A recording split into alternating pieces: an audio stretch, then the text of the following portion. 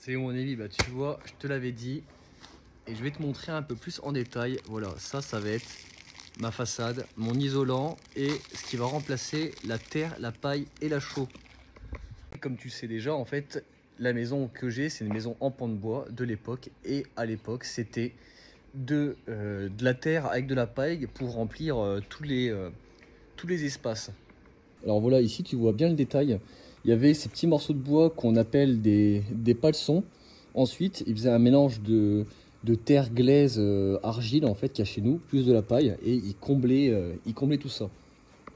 Donc nous, t'imagines bien, on va pas reproduire la même chose. En termes d'efficacité thermique, c'est pas incroyable.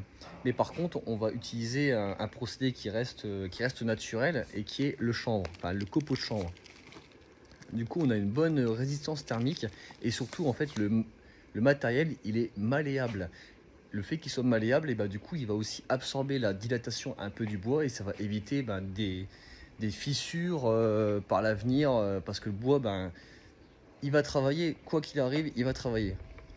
Donc tu vois, on va commencer à procéder à faire des coffrages. On va mettre des panneaux.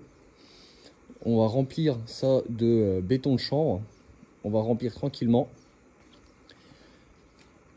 La particularité qu'il y aura à faire sur ces maisons-là, c'est pas comme en Alsace. Moi, le crépi, il va falloir qu'il arrive à fleur des bois. En Alsace, c'est bombé. Donc en fait, moi, mon chanvre, je vais devoir le faire venir un peu en retrait pour qu'après, je puisse mettre l'épaisseur de mon crépi.